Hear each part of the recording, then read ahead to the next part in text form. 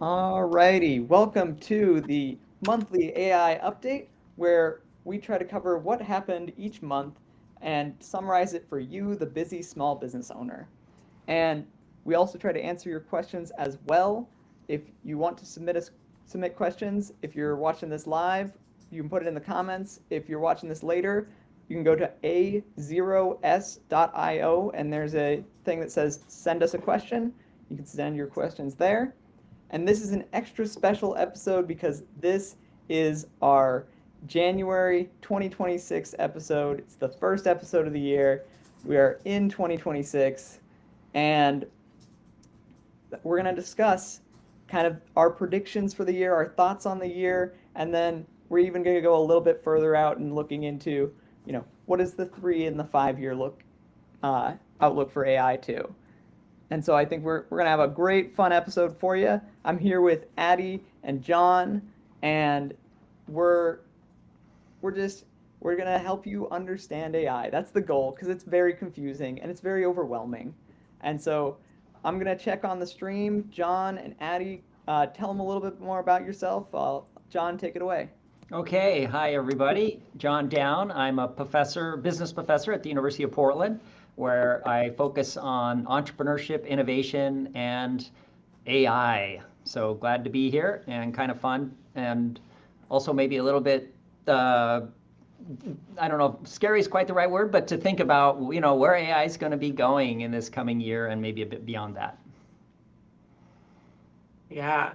Well, thanks, Alec. I'm Addie Olson. I'm principal at Cascadia Solutions. We are an AI and data science consulting firm helping small businesses, nonprofits, and public sector entities navigate how to adopt AI, as well as providing custom solution development. Excellent. And I'm Alec. I'm the founder of Annovation. Annovation is all about helping small businesses handle this transition from AI, because AI is kind of a big deal, and there's a lot going on in business. There's a lot of business applications, and there's more and more every single day. So I have a weekly meeting of small business owners where we talk about different business applications of AI. That's called AI Fridays. If you want to join that, every Friday at 9 a.m. is when we meet, and it's online. And then I have an online community as well called the Annovation community. It's all about those resources to help you use AI in your business as well. And you can find all of that at a0s.io. If you just type that right into your browser, it'll show you all the links. You'll see the link to send to questions. You'll even see the links to the other monthly AI updates all right there. And so check that out if you haven't already. All right. So we always cover the news on this, and so let's get to some news. And we're recording this on January 8th. So if there's any news that we are not covering today that happens tomorrow, that's why it happened. That's why we aren't covering it, because we don't know about it yet. And that's basically what happened with GPT 5.2. The day we were recording our last monthly AI update, ChatGPT 5.2 launched, and so we didn't know about it yet, but we had heard rumors that it was coming out.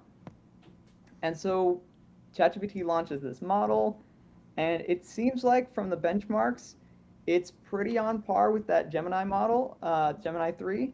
So now it's kind of that Gemini and ChatGPT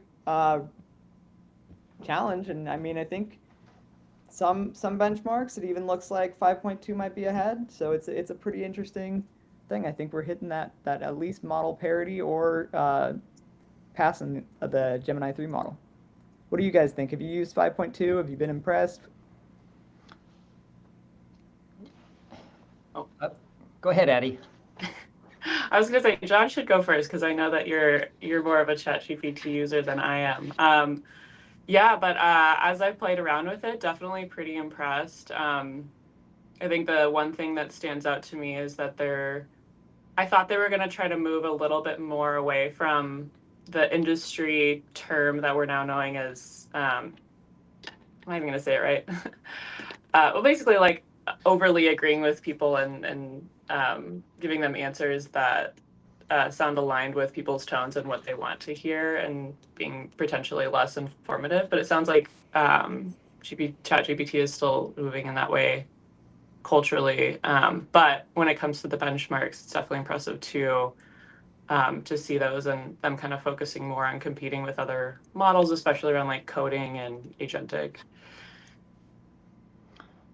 Yeah, I think that makes a lot of sense, and that's that idea of yeah, um, what that word, the Yeah, sycophantic, right? Yeah, yeah, I don't want to say it Sycophancy, incorrectly. yeah. Sycophancy, that's it. yeah, Yeah, that's right, I've only sycophancy. really said it in my head, but yeah. Yeah. Um, it is interesting because, as Alex said, Gemini 3 came out right before that and was definitely a noticeable improvement. And because of that, I switched a little bit and was using Gemini 3 a little bit more. And then I kind of found myself coming back to ChatGPT because of 5.2, but still relying on Gemini. And so I'm still kind of going back and forth between the two of them. I think it's also interesting to think about some of the other advances, not just in 5.2 or Gemini 3, but the like Claude Code, and then also just thinking about how it's not just the capabilities of the models, but how the models are being developed and the algorithms of actually doing work, and maybe that's something we're going to talk about more as we think about what are going to be the developments and capabilities coming in 2026 and beyond. It may not just be about this, let's say, intelligence of the models, but it's how the models are able to operate in ways to give a lot more value to people that are using them. Yeah, it's like if you have a model that it's like the best in coding benchmarks, but you don't use it for any coding, then it's kind of like why do you use that model over the other ones? I think it's challenging when people try to chase the benchmarks because the benchmarks don't necessarily always show your everyday use. So your everyday use might be totally different. It also might be a different model that's plugged in way better into your ecosystem. So like for me, Gemini's right there in my Gmail and everything, and that works way better for me. But for other people, ChatGPT is going to be the one that's plugged in better, and maybe they're running it through Copilot or something like that too. So it's like there's kind of a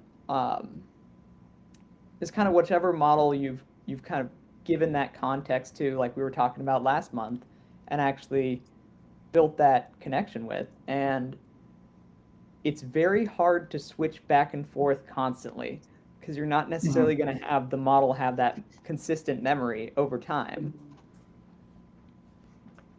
Yeah, that's totally right. I find myself, partly wanting to at least have a bit of a sense of what are the capabilities of different models and are they very different, are they similar?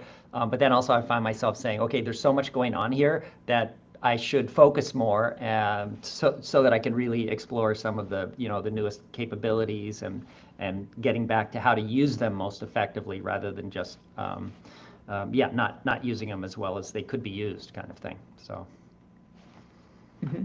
And I mean, this is basically a successful Code Red. They went into that Code Red. They said we're going to turn all our attention onto the core product. They came out with 5.2, and it was only a couple weeks after Gemini 3, and it seems to be a pretty good model. And I'm curious, though, what happens down the line as this, like, is that something that we see each time? It's like Gemini 3.5 comes out. OpenAI is like, we're going to rush to get 5.3. It's like this constant thing. But I think, it's kind of like the Apple and Android whole thing. you're not necessarily switching back and forth every time. You want to get good at one. If you're learning it, get good at one. If you're the smartphone reviewer, though, get good at all of them. Um, Hmm. I think just focusing on spending time with one of them is pretty important. You can try them all out too, though. No harm in, you know, asking Claude a question.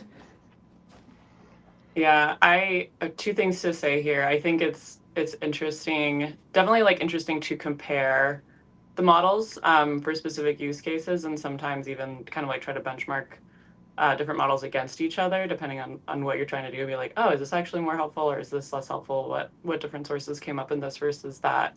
But this kind of ties into one of my predictions for 2026. I don't know if we're going to go in there, but I think we're going to see more kind of wrappers around the different core models. Perplexity is already an example where it has access. It basically like chooses which model it's going to use your query for, and then it stores all of your context within its program. You can choose which model you want to if you want, or a lot of the kind of coding platforms also have like model choice within there, and then they, all of your context is stored like in your code and in the past queries you've used. So I think that's one of my predictions. We're going to see more of that, where basically, like we were talking about last time, it's going to be easier to kind of store your context in one place, and then be able to switch out models using a wrapper. Mm. Mhm. Yeah, maybe a bit related to that again is thinking about moving forward into 2026, and what the big model companies are going to be focusing on.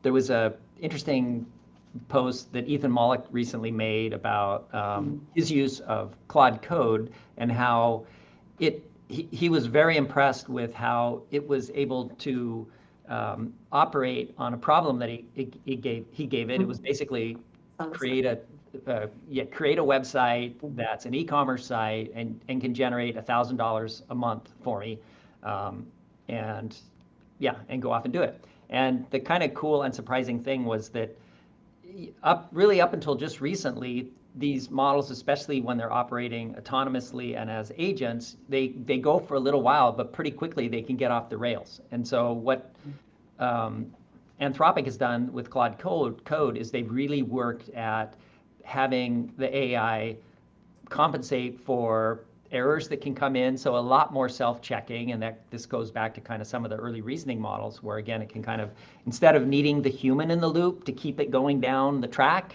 the AI itself can do that.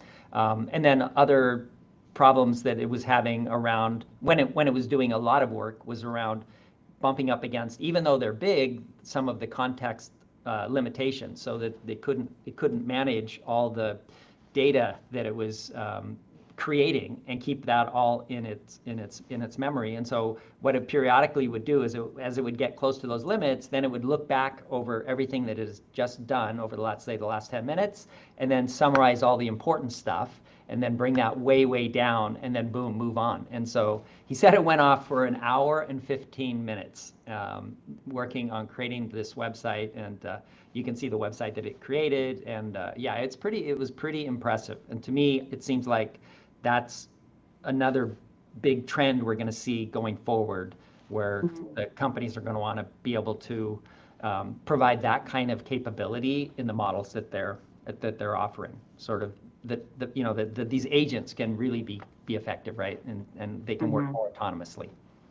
That reminds me of almost like sleeping, kind of like how we'll take a little rest to kind of digest a lot of the things that have happened that day and start on the next day. Mm. It seems kind of like that similar pattern in a way, which is just really interesting to think about. One last fun thing to think about for this article, and then we'll move on to the next piece, which is we're at 5.2, so we ended 2026 at 5.2, GPT 5.2. What do you think the ending model number will be for 2026?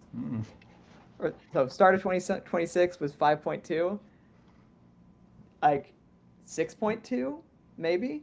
So you What think do we'll you get think? to a 6, basically, a 6 something, maybe 6.0, Six, but, or, yeah. probably Or six will it be something. 5.8, I guess, or something? Yeah. It does seem like probably. Yeah. Yeah, I feel like we'll get to a 6 something, but who knows? Mhm. Because we danced around and because we're we're like we're not trendy, but we might get to a GPT 6.7. Yeah. I was holding back. I know. I was like, we probably got to do it at this point. We've like danced around it too close, Yeah. too close to the sun. All right, moving along. We got the OpenAI and Disney deal, and so this was interesting because OpenAI, you know, they've it's very difficult when you're in these AI video generators because there's so much media and content that is Disney like. And so that gets ingested into the model. Maybe there is some Disney stuff in there, but then if someone asks because, Mickey Mouse is such a so integrated into the culture of just us humans, I mean that has made its way into AI. And so it's interesting to see this partnership because I think they had to figure out how that's going to work. And I think to do it, they just said, "All right, we're gonna partner with OpenAI. We're gonna try and figure this out." And there's a number of aspects of this deal. So there's a 3-year licensing agreement. Sora will be able to generate short user-prompted social videos. That can be shared by fans, and it's not the actors, so it's not the human actors, but it's those different Star Wars, Marvel, Pixar characters that they're able to generate those Mhm. for. The agreement, let's see, will make a selection of these fan-inspired Sora short-form videos available to stream on Disney Plus. OpenAI or Disney and OpenAI affirmed to share a shared commitment to use AI that protects the safety of users and rights of creators. Interesting. Um, and then alongside that, uh, Disney is going to be a major customer of OpenAI using its API to build new products, tools, experiences, including for Disney Plus and deploying ChatGPT for its employees.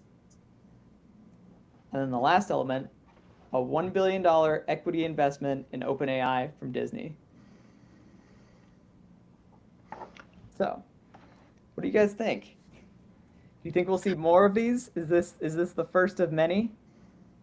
Yeah, I think we'll see more of these. I also think that this deal is like a great way of getting around a lot of potential lawsuits when it comes to like data licensing and whatnot. And so, yeah, I think because of that, we'll see more of these deals where uh, we're kind of trading product for data or access to uh, to more information from these companies. Yeah, and I also totally see this as kind of, an early step to kind of normalizing AI as being part of entertainment and movies. One big movie this year was I think what the third Avatar movie, which still cost, I think, hundreds of millions of dollars to make. But, a movie like that that's not really based on human stars, I don't think. The whole world, and and I remember when the first Avatar movie came out, it's like, wow, this is pretty incredible and stuff. But to me, it seems like now, but certainly within a year, you could do that whole thing with AI. And would that make the movie um, less appealing to people to go to see, right? Because it doesn't really have, there's probably are some movie stars in there, but it's mostly generated stuff, right? And AI, it seems like could, a year or a couple of years from now, people could probably say, make me a new version of Avatar, and boom, it's there. So I think that this is definitely the beginning of that kind of trend, and kind of normalizing all this. And there'll be some people that'll say, I just don't want to do it. But more and more, it seems to me we're going to be seeing AI generated stuff in movies. And this, yeah, so. Mhm. And other Well, and things came in. I mean, it opens up a lot of really cool ways to experience a movie. I mean, think of a 360-degree movie that you watch in VR. That's going to use AI to fill in all those different camera positions and things like that, and then allow you to actually step into that movie in a new way. I mean, that's more advanced, but if you're still even sticking to 2D movies, um, I really enjoy those movies where it starts as an animated movie and then they make it later after that animated movie is a hit into a real live action movie. I think there's still going to be room for that. Um, Something may start as an AI generated movie, and if it's a hit and if people like it, you might see the real world one done with actors, and you may it may even be that it comes off the screen and into, you know, more like a play format or something like that. It almost becomes what's the even more live version than the movie that we could do. I don't know. Yeah, two thoughts there. Definitely think we're gonna see different formats. Like earlier last year, which is weird to say, but I went to Las Vegas and I got to go to the Sphere, and it was Oh, so Nice. cool, y'all.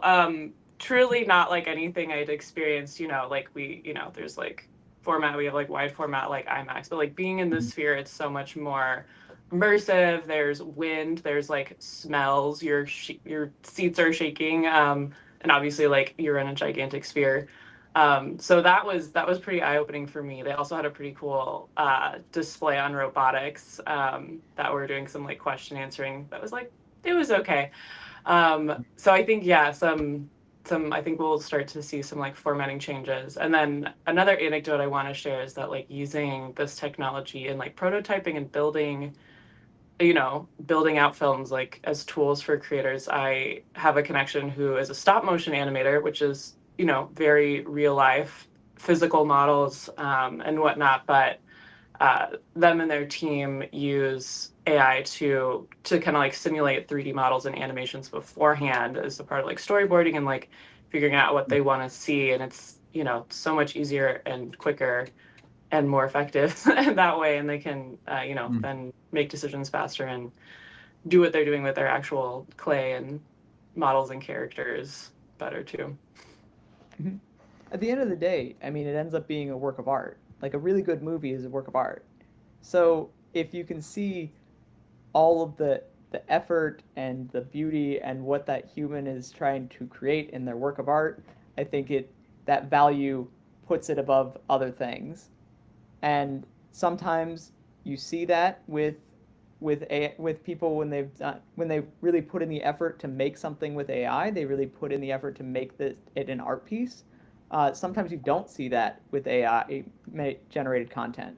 So it's really just a matter of at that point, I think you end up running into the art world and how beautiful is the thing that is created at the end of the day. Yeah, and there's obviously some people that feel like, if you're the human and you're using AI by giving it prompts and things like that, then you're still, in a way, I mean, stealing from past artists and things like that. Because again, all the stuff is based on all the data that was collected and things like that. So I mean, there's definitely, right, substantial number of people that just feel like humans using AI is still not human creation of art. I don't know. You don't think anybody thinks that way? I think there are people who think that way, but I think when you Okay. think that way, you end up in a weird spot of like every artist is inspired by other artists. So there's the case of a derivative work, right? It's a work of art that derives from something else. And so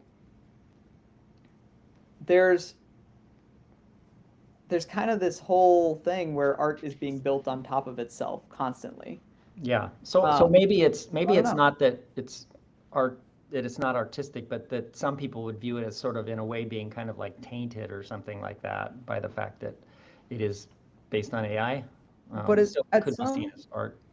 at some level, you still look at the piece, and there's a human on the other end of it, asking the AI model and sculpting the piece to come out the way that they want it to come out. And so I think that there is an element of that sculpting when you're using AI that is its own art form. I think Yeah. there's some people who maybe do art a specific way and they don't want to play with that medium. They don't want to play with that type of art, and that's okay. But there's other people who are going to play in that type of art and they're going to create some things that are beautiful, and there's other people who are going to make some things that are disgusting. It's just that's how art works. Yeah. I think it's really interesting because um, in this case, like AI is like you're saying, like it's like a medium, like it's a tool to like create what you want, like like paint and paintbrush, Mhm. etc. But it's also all of this like information and inspiration. Like it's not just the medium; it's also like all of this information and data that it has access to as well. So it's like which is maybe also comparable to an individual's experience in art that they have experienced and seen and seen over their lifetime that they're bringing. So it's I don't know, it's kind of complicated because it's both of those things in one. So it's interesting. I'm like I wonder how creative AI tools may develop because like as like from like a company like creating this point of view and Adobe and Photoshop and they have lots of AI tools and lots of things that they're adding like how are they dealing from like a legal and licensing and intellectual property standpoint with AI kind of being a combination of those two. Yeah, not to belabor, but I just think like, let's say that I used AI to generate the theme for that might make good lyrics for a song, and then I put that into Suno or something and created a song and posted it somewhere, like on SoundCloud, and a lot of people listened to it. Even though I have no background in music and I'm not really musical, does that mean I'm an artist? Kind of thing. Mm-hmm. But I think Yeah. I think that's part of the thing is there are many people who have considered themselves not to be creative because they don't know how to use the tools. But if the tools get simpler to use Mm. and more people are able to express their creativity, it's probably what matters. Um, anyways, we could talk on that more. Like we could talk on that for hours. So we mm. might have to do a dedicated thing for that. But have you guys heard of OpenAI's secret Johnny Ive project, which actually could be an AI powered pen? I So, heard Joni Ive do a interview, I think it was about 2 or 3 months ago, and he said nothing about what it was going to be then. I know there's been some stuff that's come Mm. out since then, but when I heard that interview, I did listen to most of it, just kind of waiting for him to say something about anything really. I was really worried, and honestly, this pen idea to me does not seem very compelling or exciting. So I still am going to want to see something before I think that it's going to be anything that's going to really get a lot of traction. But I could be so wrong. He's got a great record. it's a leaked patent that basically reveals that idea, Mm. and I don't know. I think it could be interesting. Addie, what do you think about this pen?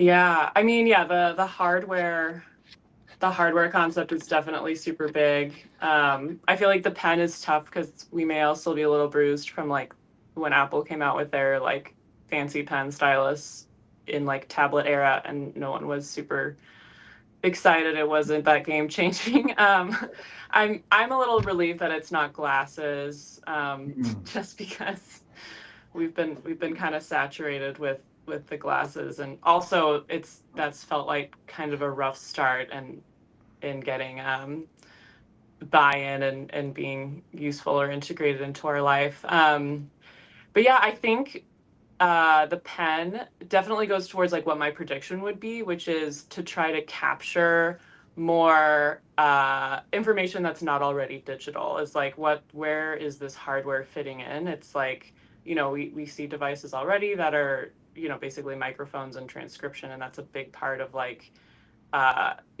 getting more information to add to these models that isn't written down on the internet. It's written down on paper, or it lives in our heads, or it's happening in conversation. So I think the pen makes sense that way.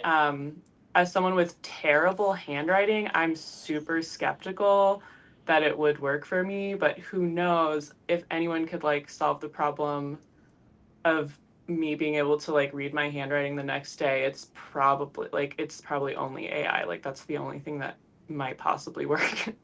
Even though I've tried, as I've mentioned on our calls before, still not great at recognizing my handwriting. Yeah, so I'll be interested to see what we have and how they position it kind of product wise. Like, is it going to be super expensive? Is it going to be super cheap? Pens are really small and easy to lose. Yeah. I was So this is, hoping that it would yeah. be something that had to do with voice and or possibly even like our thoughts, because I've been using Whisperflow for a lot of Mhm. my stuff, and that's, an AI tool kind of thing where it takes what you're saying and basically just tidies it up a little bit, runs it through AI. So it's mostly kind of a dictation, but it's a lot better than just standard mic on things and stuff. And then sometimes I'll find myself in places where I can't talk and I really want to do something and I have to type it out, and it's just kind of, so I was hoping they were going to kind of solve that problem, and maybe even like something we just put on the side of our heads and then we can just think stuff, boom, kind of thing, and make it a lot better that way. So that's maybe partly why I was a little disappointed with this. It seemed like it's going in the other direction. I think I think it might be the middle ground between the brain implant and the you know so before you get to that future that's with like the neural links and things like that, where you're just thinking things and it's getting to the AI or whatever you're trying to do. And this is a concept image.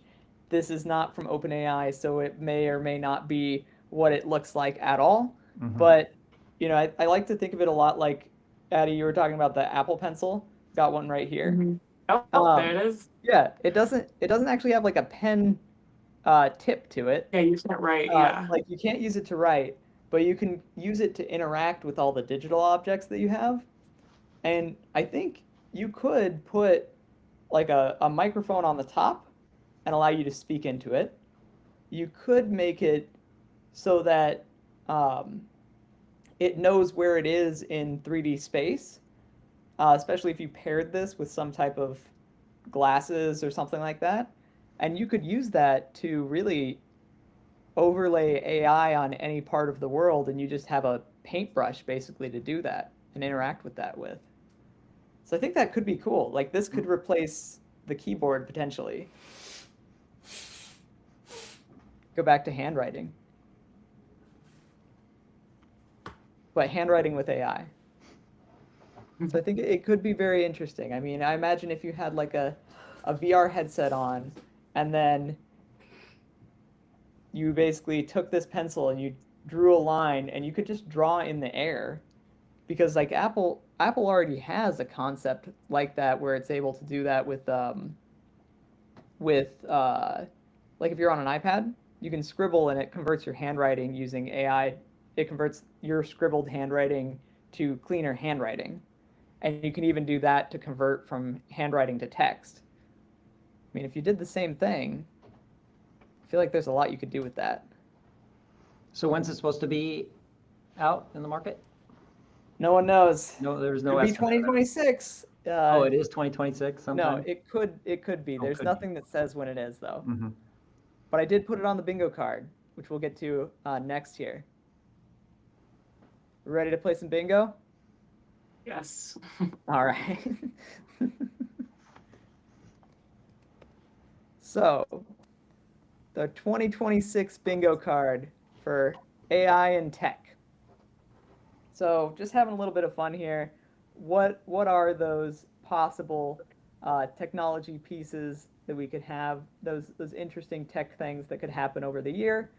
And we'll be tracking this throughout the year in the Annovation community, so it should be fun to track when any of these happen, if any of these happen. But I think some of these have a decent shot. Some of these are more ambitious.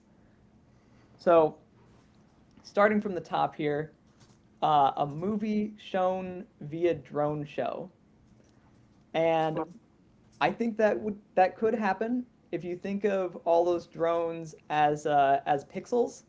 It's not going to be the highest quality video or highest quality movie, but it could be something interesting where you see that you know, think of a fireworks show, but instead it's like a movie like a movie in the park, but instead it's shown via drone.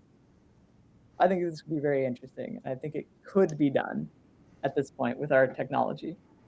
Well, you could certainly have AI generate that, not actually using drones, but you could give it that prompt, right? You could. I think we're at the point where you could start seeing drones do it though.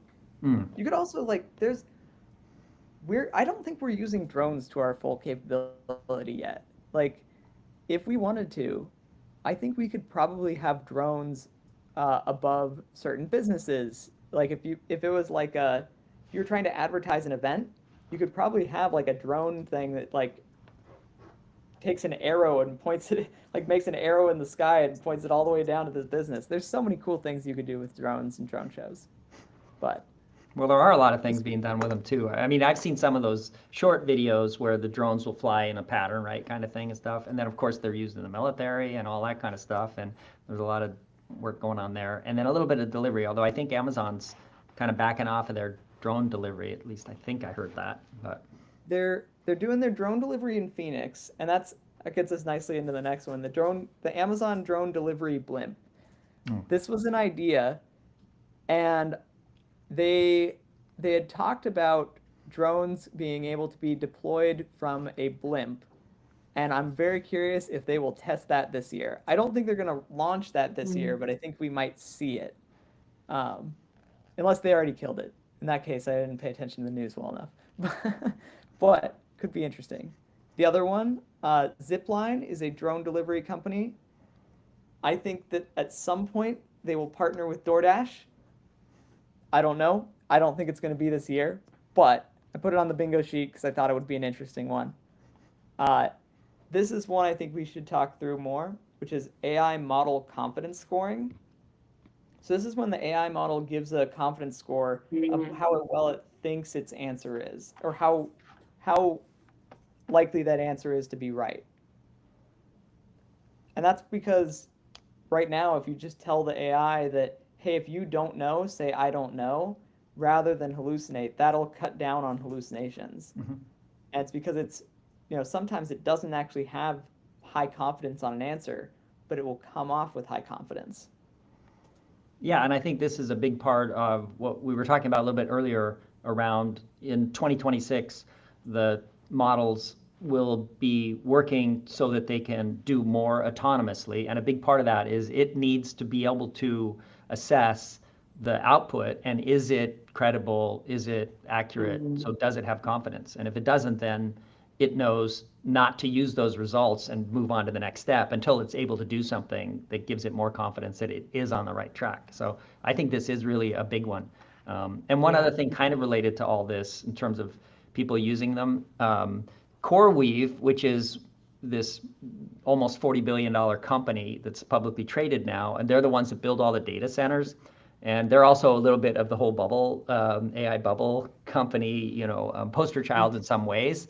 But they also just recently reported that, up until really late last year, most of the compute was used to build training models. But now that's starting to flip to where like half of the compute is for inference and sort of developing and using the models as opposed to, further developing and using the models as opposed to creating new training models. And so, that also seems to be a trend that's going to kind of accelerate in 2026. And again, relates back, Alec, to this point about the AI models needing to have more confidence in what they're doing in order for them to be more capable and have less human in the loop.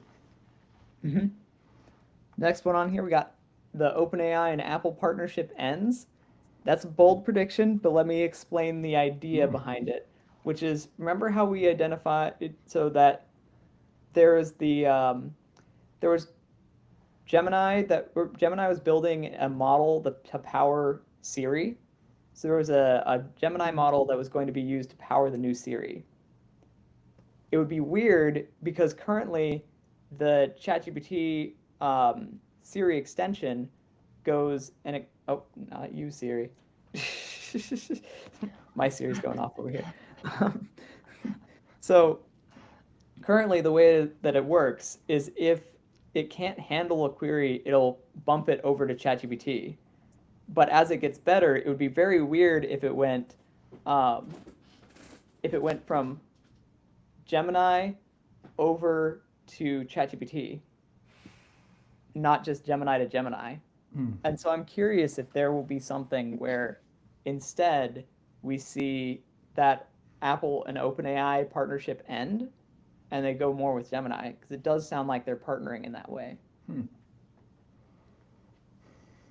Yeah, no, this is definitely an interesting one, and I think it's I don't know, if we keep in mind like what these businesses like core strategies are, like right now OpenAI is trying to kind of capture a lot of verticals, and like we just talked about, like they're already talking about getting into like the hardware vertical. Apple is, we've got hardware, of course, like personal hardware, and they have silicone as well, and they have a lot of data. They have all the user data in this like private closed off environment, and so yeah, I can see kind of those like long-term business strategies diverging, and like with Apple going with Gemini or outsourcing to ChatGPT, it seems clear that they're not going into the model development vertical at all. So yeah, so yeah, it'll be interesting to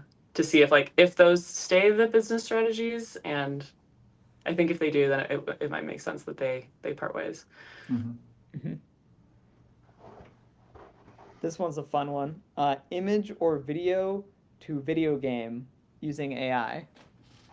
So you can take an image or a video, and then this is kind of taking the 3D worlds approach and some of that stuff. And if you just had an image, could you make a video game? Or if you just had a video, could you make it into basically a video game where you can walk around and really explore that? I think that, well, you can kind of do that today. I think that's going to become a much bigger application this year. Another one, AI-enabled home hubs. So there's already Alexa in. Man, I'm gonna set off all the devices that have word triggers. There's already those different hubs that exist, and then there's the rumored Apple Home Hub, and so there's so my wife's stepmom, basically she has an interesting way that she interacts with her Amazon Alexa, and that's where she actually does most for AI interactions. I think that's a really natural way for a lot of people to start interacting with AI is through these home hubs and these things that are right there, maybe in the kitchen or wherever in your house, and easily voice controlled. Yeah, we still have an old Alexa at home that's not the AI enabled one, but I can totally see that too, just because I know how much I use my AI on my phone, and yeah, and just to have it right there. So it's very easy, like you say. We already talked about this one, but the OpenAI hardware device release, I put it on the bingo card. The next one requires a little bit of explaining if you don't play video games, but an AI NPC in a major video game. So NPCs, that's a non-playable character. So this is basically like any of the other characters that you might interact with that you can't play as, but you might interact with them in the storyline. There's a wizard that you got to go talk to or something like that. Or if you're playing any other number of games, there's all these different characters that they typically have pre-scripted dialogue, so it's already pre-programmed what you can ask them, how they're going to respond. But if you had an AI model somewhere in there where it can actually just generate those responses and you can ask it any question, that's a whole different level of interaction. I think that would make a really cool game. It's a pain for the developers though, because there's a little bit of uncertainty with that. Yeah, that'd be super interesting. I think that that would be totally interesting because I think, yeah, in video games, you're like, oh, that character only can like say these three things, or like, you know, you can only interact with it this way. So that'll be super interesting. And I think, yeah, when there's games where you are interacting with other people, it's like, oh, I'm getting that, you know, that's what I'm doing because I don't want to be interacting with the NPCs, or like that's kind of like a give and take. There's no real in the middle. Yeah. Yeah, because like if you think about like Skyrim or any game like that, there's a common uh, like joke in video games where it's like you go talk to that character, they say one word, one quick pre-recorded phrase for you, and then you leave and then you come back and they say that exact same pre-recorded phrase to them. It's just like they're basically in these little loops. And so it would make a really interesting and way more immersive experience if they had that ability to go beyond that. The next one, viral AI movie. We already talked about that one a decent amount. I think it could happen, but it'll be interesting to see what viral AI movie is it. Yeah, it's going to happen, I think, for sure, too. We had viral AI music in 2025. We'll have a movie in 2026. I think that seems likely. Also, this seems like the year of a major deepfake scandal. The AI image and video stuff is getting pretty good out there. So I think there's probably going to be some type of major scandal with that. Probably a lot of nods. Yeah. Yeah. We could Yeah, I don't know if we have time to dive into that one, Yeah, but yeah, the difference between, okay, I'm not going to go there. Fair enough. Then a major AI model claims minimal levels of AGI. I think someone's going to say that they've made it and that they've reached that minimum level of AGI. I don't think we're all going to agree on it, but I think someone's going to say that they got there. Yeah, some people are already fair. saying we're there, right? But we're definitely not to AGI, and we won't be in 2026. I don't think. But. Well, that gets into my other prediction, and this one, it's going to be really hard to quantify, but I think we are going to move away from the term AGI, just because it is going to be, it's so hotly contested on where is that actual mark of where AGI is. It's just not a good enough point in time for us to say this is AGI, this isn't AGI. Before that, it's probably going to the noise is probably going to get up pretty high of like, we've reached AGI, and then it's going to be like, no, you haven't, and then there's going to be a whole debate. But I think eventually we will move away from this AGI idea because it's just not a strong enough point for us to actually look at and measure. I disagree with you on that one. I think it is. And AGI is when basically AI can do all human work. And we'll get there, but not for a number more years. That's my take on it. I knew you'd disagree with me on that one. The other one, no major AI bubble for 2026. We'll see. Maybe it happens, maybe it doesn't. Maybe there's something we don't know about. But as far as for 2026, I'm guessing there's not a major AI bubble. But we'll see how that take ages. Yeah, we didn't really have time to talk too much about that.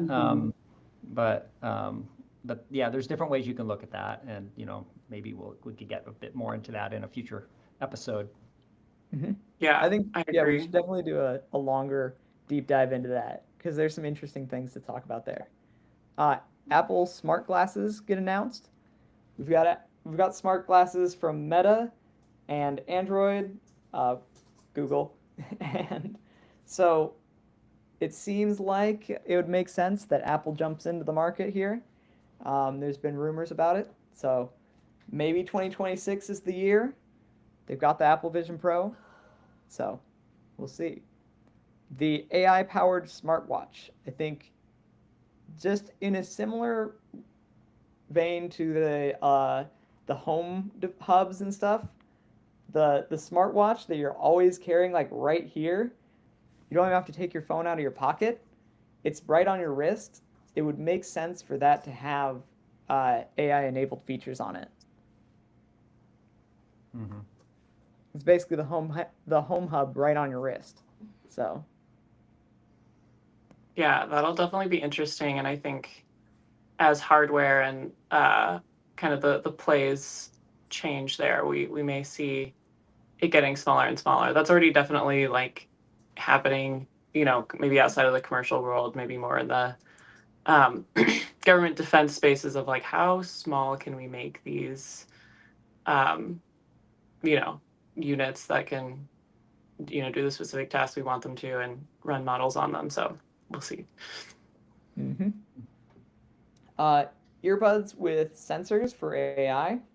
So if you have, earbuds in your ears, rather than trying to have the glasses with the cameras and everything, you could just have earbuds with cameras on them as well, or some type of sensors that allows the AI to know what's around you and ask it questions that way. I think that's a product that we'll probably start to see becoming more available in 2026. Just figuring out how you can get that data to the AI so that it can be more helpful to you. I think whenever you have your headphones in, having AI that's aware and able to look around for you is probably useful. Mm-hmm.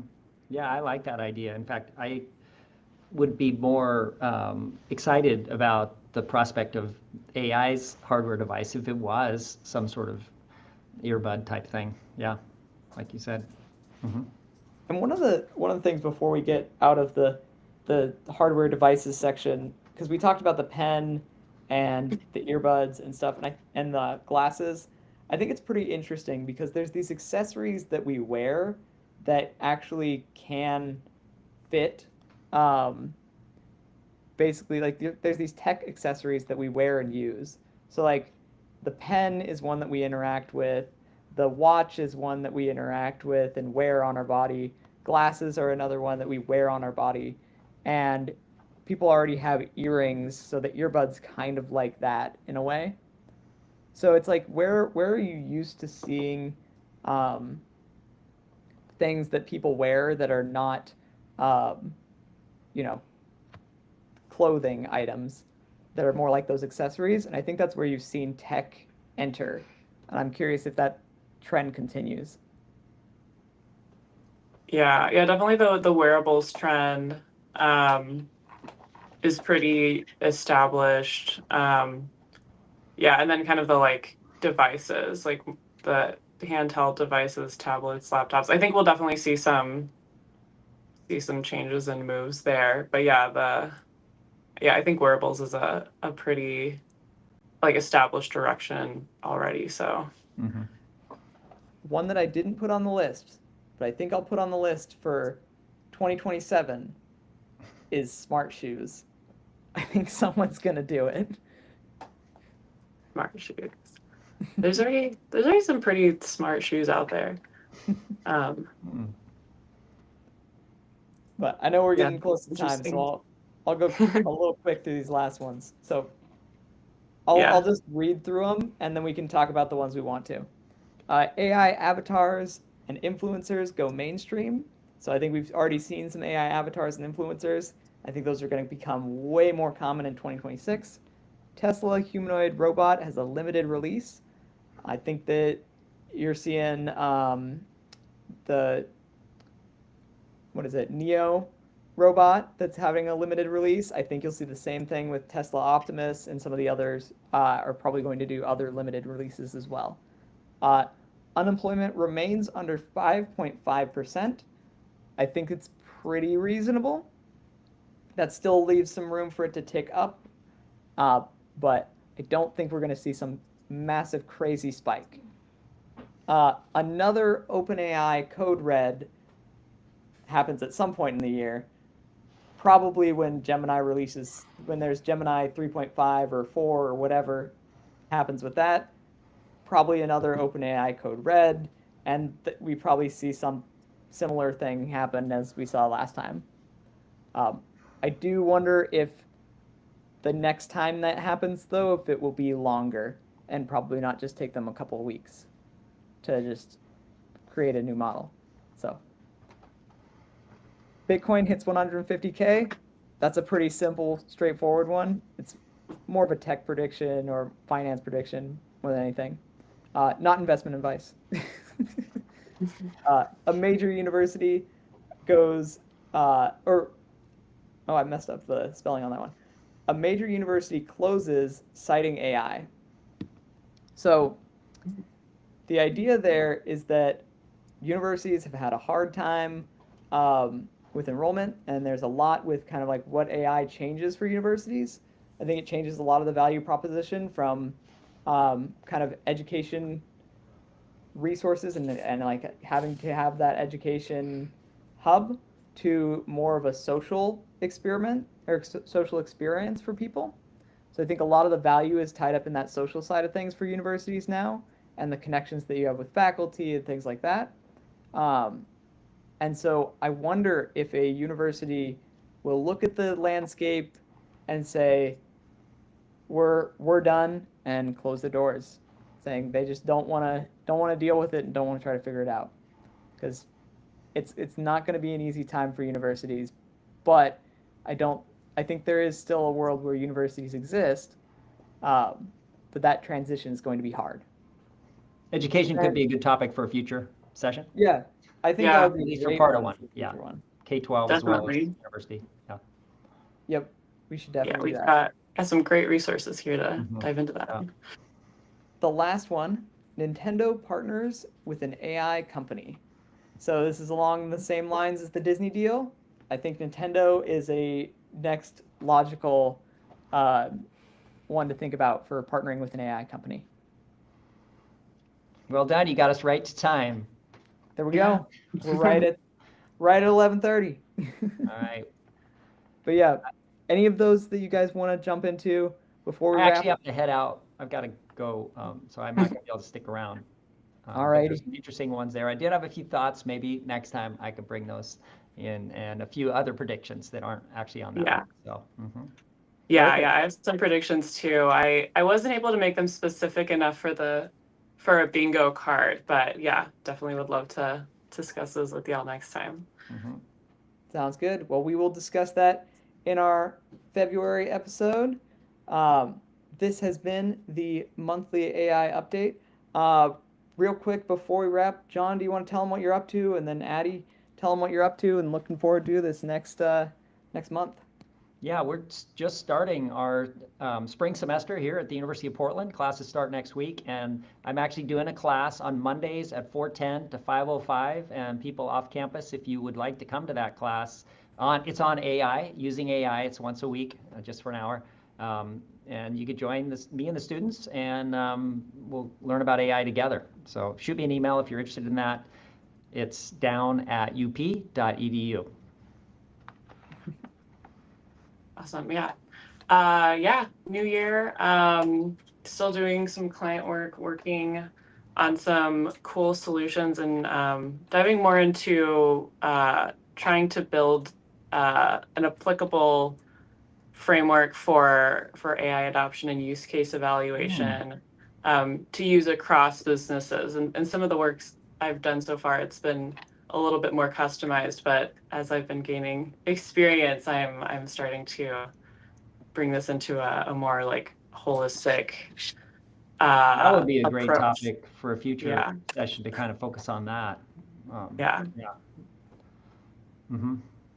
We'll definitely have to check that out. Mm-hmm. And then for me, it's AI Fridays, and then I've got a workshop that I'm doing as well. So I've got a workshop waitlist. If you go to a0s.io, that same link, you'll be able to see it there, and you can join the waitlist. It's basically a workshop on everything you need to do to get ready for AI in your business.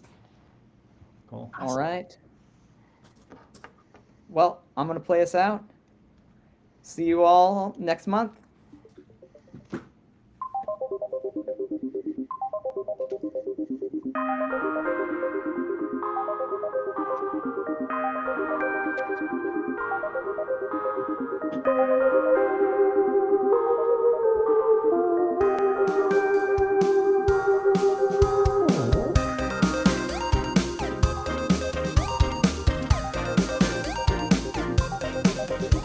All right, see if I can do it at the end. Fireworks.